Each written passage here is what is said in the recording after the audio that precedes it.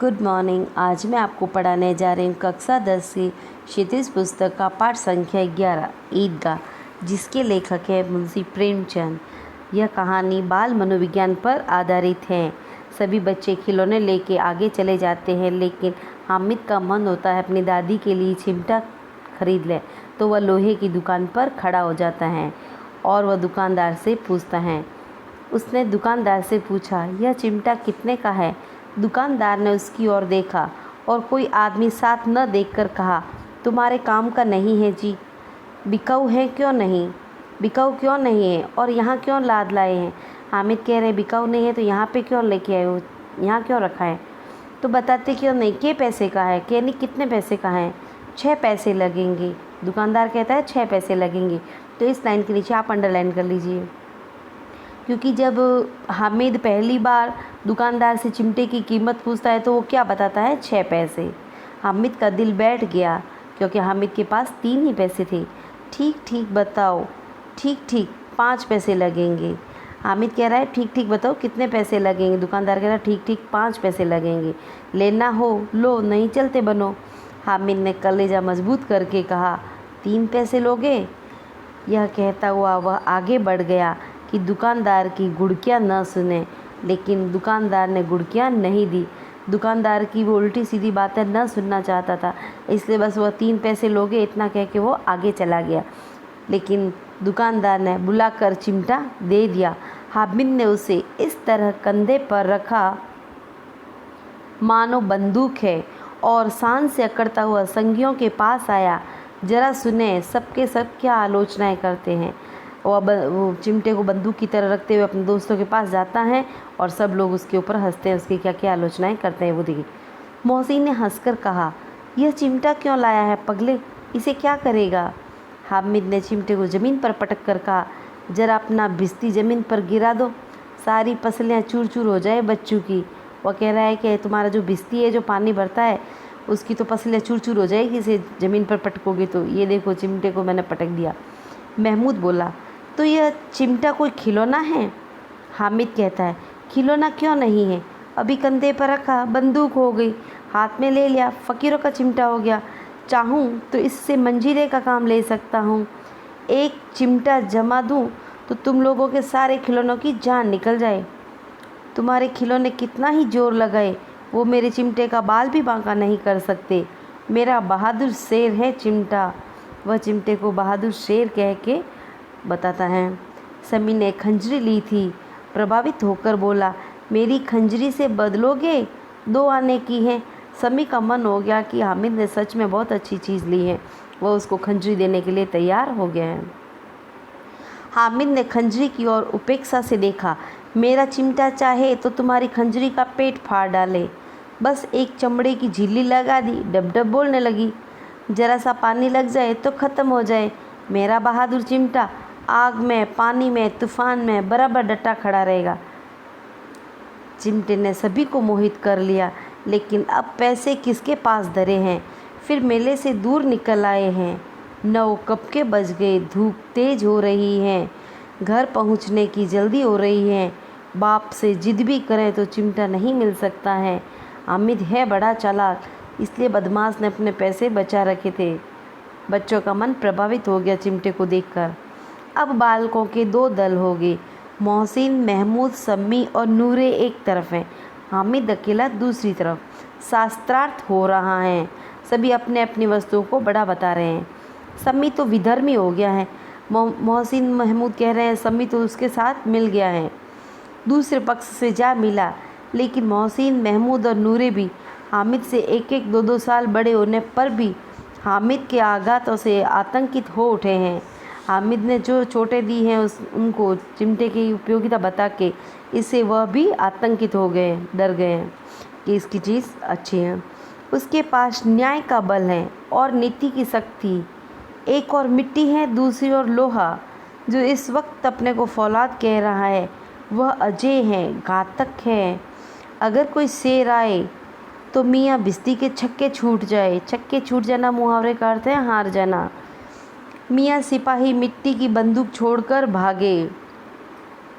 भिस्ती के छक्के छूट जाएंगे और सिपाही भी अपनी बंदूक छोड़कर भाग जाएगा अगर शेर आ जाएगा।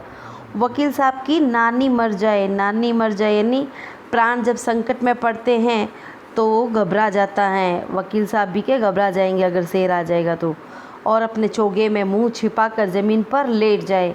मगर यह चिमटा, यह बहादुर, यह रुस्तमे हिंद लपक कर शेर की गर्दन पर सवार हो जाएगा और उसकी आंखें निकाल देगा। हामिद की ऐसी बातें सुनकर मोहसिन ने एडी चोटी का जोर लगाकर कहा।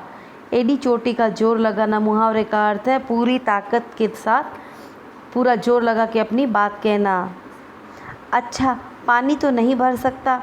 हामिद ने चिमटे को सीधा खड़ा करके कहा। बिस्ती को एक डांट बताएगा तो दौड़ा हुआ पानी लाकर उसके द्वार पर छिड़कने लगेगा। मोहसिन परास्त हो गया, पर महमूद ने कुमुक पहुंचाई। महमूद ने भी एक उपाय सोचा। अगर बच्चू पकड़ा जाए तो अदालत में बंदे बंदे फिरेंगे, तब तो वकील साहब के पैरों पड़ेंगे। हामिद इस प्रबल तर्क का जवाब न दे सका।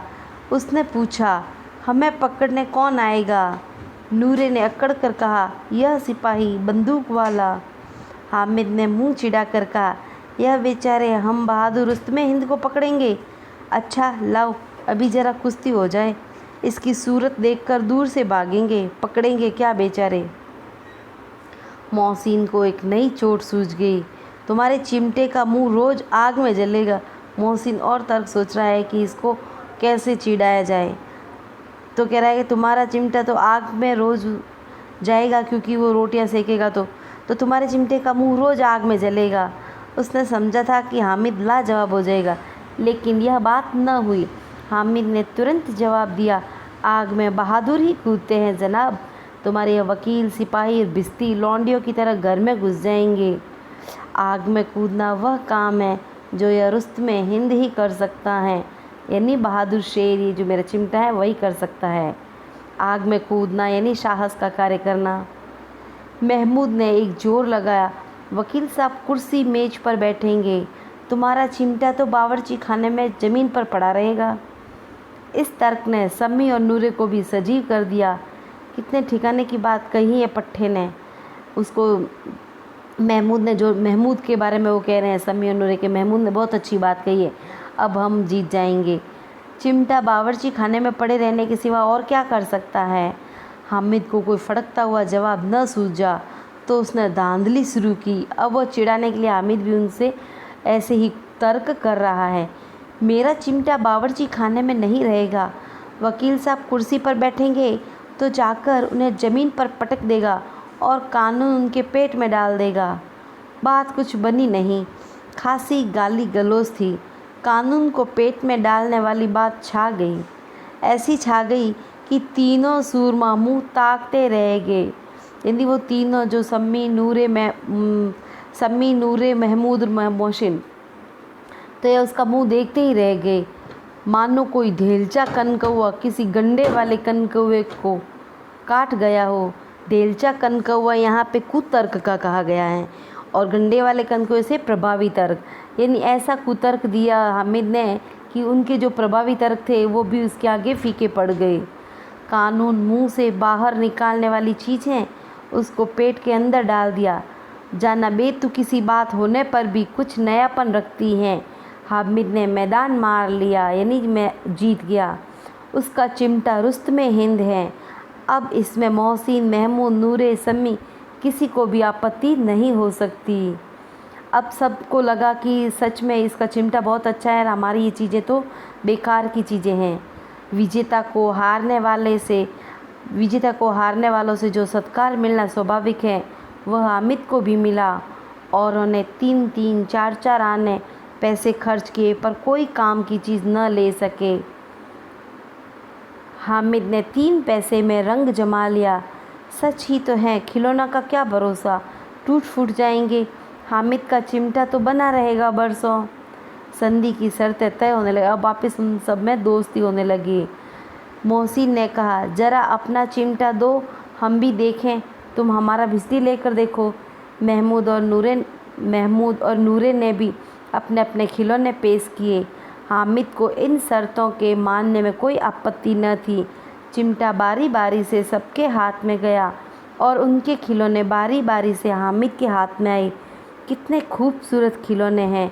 हामिद ने हारने वालों के आंसू पोंछे। वो कह रहा है कि मैं तुम्हें चिढ़ा रहा था, सच ये चिमटा भला इन खिलौनों की क्या बराबरी करेगा। मालूम होता है अब बोले। वो कह रहा है कि ये चिमटा कोई अच्छी चीज़ नहीं है, ये तो मैं आपको चिढ़ाने के लिए कह रहा था। लेकिन मोहसिन की पार्टी को इस दिलासे से संतोष नहीं होता। चिमटे का सिक्का खूब बैठ गया। चिपका हुआ टिकट अब पानी से नहीं छूट रहा है। कहने का तात्पर्य है कि हामिद की बातें उनके दिल में बैठ गई। उनको लगा कि सच में चिमटा बड़ा उपयोगी है। मोहसिन, लेकिन इन खिलौनों के लिए कोई हमें दुआ तो न देगा। महमूद क्या दुआ को लिए फिरते हो, उल्टे मार न पड़े। अम्मा ज़रूर कहेगी कि मेले में यह मिट्टी के खिलौने तुम्हें मिले। हामिद को स्वीकार करना पड़ा कि खिलौनों को देखकर किसी की माँ इतनी खुश न होगी जितनी दादी चिमटे को देखकर होगी। 3 पैसों ही में तो उसे सब कुछ करना था और उन पैसों के उपयोग पर पछतावे की बिल्कुल ज़रूरत न थी। फिर अब तो चिमटा रुस्तमे हिंद है और सभी खिलौनों का बादशाह। रास्ते में महमूद को भूख लगी। उसके बाप ने केले खाने को दिए। महमूद ने केवल हामिद को साजी बनाया। उसके अन्य मित्र मुंह ताकते रह गए। यह उस चिमटे का प्रसाद था, यानी उस चिमटे के कारण ही महमूद इसका दोस्त बन गया और उसने केले उसको खाने के लिए दिए हामिद को।